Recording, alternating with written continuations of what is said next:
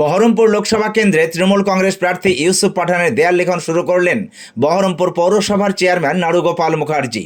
গতকাল কলকাতায় তৃণমূল কংগ্রেসের জনগর্জন সভায় ইউসুফ পাঠানের নাম ঘোষণা করেন তৃণমূল কংগ্রেসের সর্বভারতীয় সাধারণ সম্পাদক অভিষেক বন্দ্যোপাধ্যায়।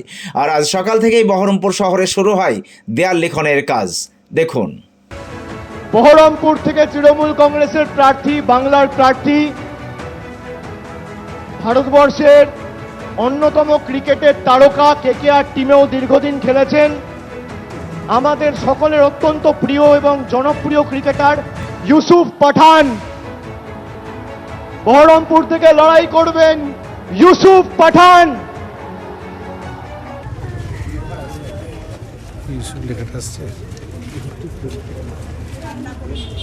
বন্দে মাতরম, তৃণমূল কংগ্রেস জিন্দাবাদ, তৃণমূল কংগ্রেস জিন্দাবাদ, মমতা ব্যানার্জি জিন্দাবাদ, অভিষেক বন্দ্যোপাধ্যায় জিন্দাবাদ, নারুগোপাল মুখার্জি জিন্দাবাদ।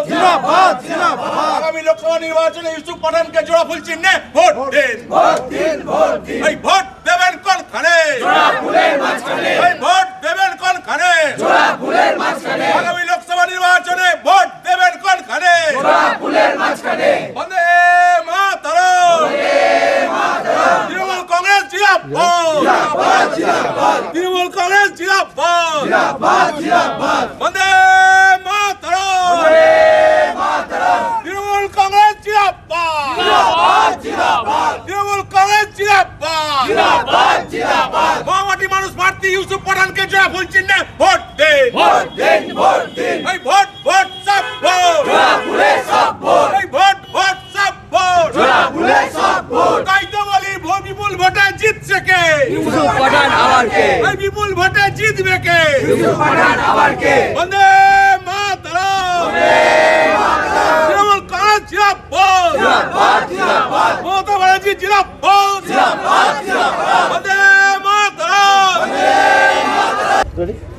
দাদা, ইউসুফ পাঠান কালকেই প্রার্থী ঘোষণা হয়েছে, আজকে আপনারা দেয়াল লিখতে শুরু করেছেন। এই লড়াইকে কিভাবে দেখছেন, কি বলবেন? লড়াইটা খুব স্বাভাবিকভাবে খুব সহজ হয়েছে। আমি খুব সহজভাবে বলছি কথাটা।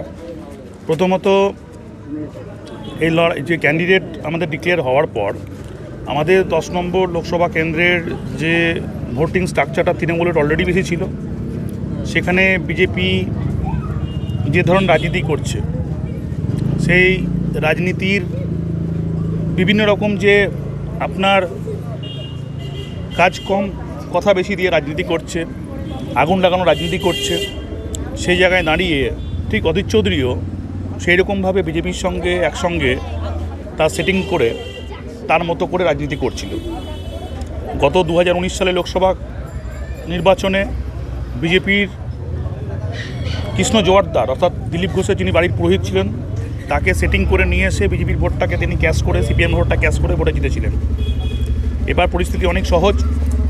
সেই জায়গায় দাঁড়িয়ে সহজ থেকে আরও সহজতর করতে তৃণমূল পার্টির সর্বোচ্চ নেতৃত্ব একটা সার্বিক জায়গাকে, যাতে একটা কমন অ্যাঙ্গেল থেকে ভোট হয়, সেই জায়গা থেকে এমন একজন ব্যক্তিত্বকে নিয়ে এসছেন যাকে নিয়ে কোনো কন্ট্রোভার্সি থাকে না।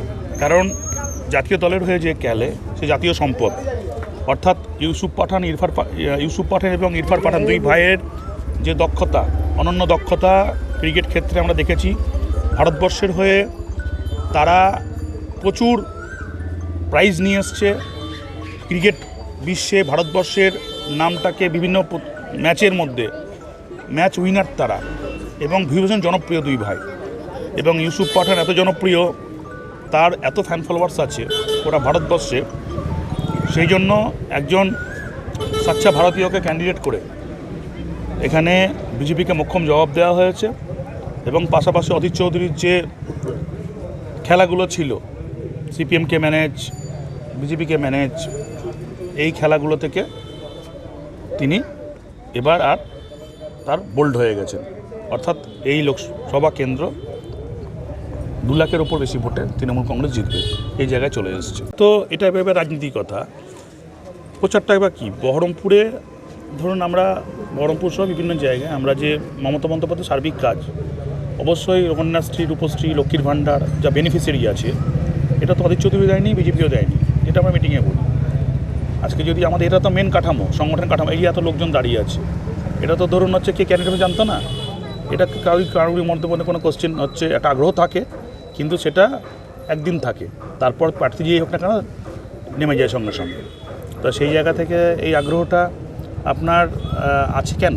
কারণ তৃণমূল কংগ্রেস 12 বছর ধরে সার্বিক যে সার্ভিস দিচ্ছে, সার্বিক যে মানুষের জন্য কাজ করছে, তার যে কম্প্যাক্ট সংগঠন, এই কম্প্যাক্ট সংগঠনটাই আজকে আপনার তৃণমূল কংগ্রেসের জয়ের মূল হাতিয়ার। এটা তো ঠিকই, ইউসুফ পাঠান মানে সম্মান জানিয়েই বলছি, মমতা বন্দ্যোপাধ্যায়, অভিষেক বন্দ্যোপাধ্যায়ের সাংগঠনিক যদি মজবুত মানে সাংগঠনিক শক্তি যদি মজবুত না থাকতো, তাহলে পরে হয়তো মানে আমরা এই কথাটা বলতে পারতাম না যে 2 লাখ ভোটে জিতবে। সেখানে অধীর চৌধুরীকে এত মানে আপনার এত ব্যাকফুটে যেতে হতো না তার প্রেস মিডিয়াতে, যে খুব হতাশগ্রস্ত হয়ে যে তার ক্যালকুলেশন সব পাল্টে গেল ওখানে। তো এটা ধরুন তৃণমূল কংগ্রেসের শক্তির জন্যই সম্ভব হচ্ছে। সব কিছু মিলে সার্বিক জয়টা শুধু সময়ের অপেক্ষা। দাদা, ওয়ার্ল্ড কাপ জয়ী ক্রিকেটার এবছর বহরমপুরের প্রার্থী, ক্রিকেটের দুনিয়ায় কি বহরমপুরের ছেলে মেয়েদের নাম উঠে আসবে মনে হচ্ছে? দেখুন, একজন স্পোর্টসম্যান যখন আসবে, স্পোর্টসম্যানরা কখনো খারাপ হয় না, যে কোনো দলের হোক না কেন। মোহাম্মদ আজহারউদ্দিন কংগ্রেস দলের সাংসদ ছিলেন, তিনি স্পোর্টসম্যান মানে তার স্পোর্টসম্যান স্পিরিট থাকে, তার পরিধি এত বেশি থাকে, তিনি বিভিন্ন দেশ বিদেশের লোকের সঙ্গে পরিচয় করছে, খেলছে, দেশের 100 কোটি জনতার চাপ নিচ্ছে, তার ভালোটাও জানে মন্দটাও জানে, কিন্তু এত প্রেশারের মধ্যে থাকে, তারা জানে যে তাদেরকে তাদের ওটা এটা পুরোটাই হচ্ছে তাদের একটা প্যাশান, তাদেরকে মানুষকে আনন্দ দিতে হবে, এবং এই জায়গায় নিশ্চয়ই চাপ থাকে, কিন্তু তারা সমস্ত তাদের সহ্য শক্তি এতটা বেশি, 100 কোটির লোকের যে চাপ নেয়, সে 16 লাখ লোকের ভোটারের চাপ নেওয়া কী এমন কঠিন ব্যাপার? ওটা কোনো ফ্যাক্টরি না। সেই জন্য স্পোর্টসম্যান সুলভ স্পিড নিয়ে হচ্ছে তারা করবে, লড়াই করবে, এবং লড়াইয়ের সেই কাঠামো রেডি করা আছে। সেই কাঠামোর মধ্যে দিয়ে আমরা সবাই কাজ করব অভিষেক বন্দ্যোপাধ্যায়, মমতা বন্দ্যোপাধ্যায়ের নেতৃত্বে, এবং জয় আমাদের সুনিশ্চিত।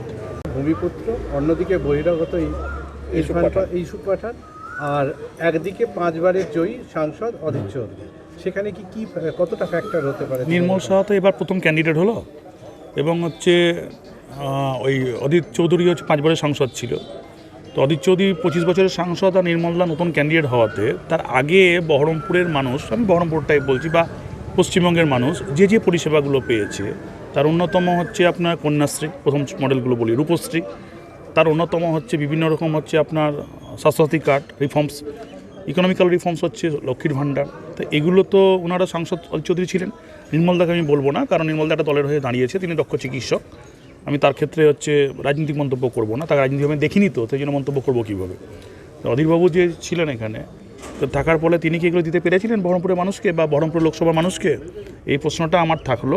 তিনি যদি এই সার্ভিসগুলো দিতে পারছেন, তিনি তো গভর্নমেন্টে ছিলেন 2003 to 2014 সেন্ট্রাল গভর্নমেন্টে, তিনি তো তখন অ্যালি গভর্নমেন্ট ছিল, তখন তো যৌথ গভর্নমেন্ট ছিল, যৌথ গভর্নমেন্টের মধ্যে যে সুবিধাগুলো যেগুলো পাওয়ার কথা, সেগুলো তো এখানকার মানুষজন apart from Congress, apart from BJP, apart from CPM পেয়েছে। সে তখন তো কংগ্রেসের এত তৃণমূলের তো স্ট্রাকচার ছিল না, তৃণমূলের এত এমএলএ ছিল না, তৃণমূলের এত নেতামন্ত্রী ছিল না, তৃণমূলের পৌরসভা ছিল না, ছিল তো কংগ্রেসেরই ছিল। তাহলে তো এই সার্ভিসগুলো কার দ্বারা পেলো? মমতা ব্যানার্জি দ্বারাই পেয়েছে। অর্থাৎ মানুষের জন্য কাজ করা শুধু চেয়ার থাকলে হবে না, মানুষের জন্য কাজ করার জন্য যে ইচ্ছাশক্তি দরকার, সেটা মমতা ব্যানার্জির যে পরিমাণে আছে, সেই পরিমাণ ইচ্ছাশক্তি অধীরবাবুর কোনোদিনই ছিল না। অধীরবাবু রাজনীতি মূলত করতেন নিজের ব্যক্তিগত কিছু পলিসির ওপর। তাকে ক্ষমতায় থাকতে হবে, তিনি সম্রাট রাজা, তিনি এই জায়গা থেকে তিনি হচ্ছে রাজনীতিটা করতেন। তার সাম্রাজ্য বিস্তার করতে হবে, তার সাম্রাজ্যকে ধরে রাখতে হবে। গণতন্ত্রে রাজতন্ত্রের কোনো জায়গা নেই। যার সম্রাট ভেঙে গেছিলো রাশিয়া, ইউএসএ আপনার হয়েছিল, আপনার বিভিন্ন রকমভাবে আজকে যে বিভিন্ন সাম্রাজ্য, এক সময় আপনার নাৎসি আন্দোলন হয়েছিল জার্মানে, সেখানে হচ্ছে আপনার ভেঙে গেছিলো। পৃথিবীর কোনো ইতিহাসে আপনার ডিক্টেটরশিপ, হিটলার ভেঙে গেছিলো, অতি শক্তিমান।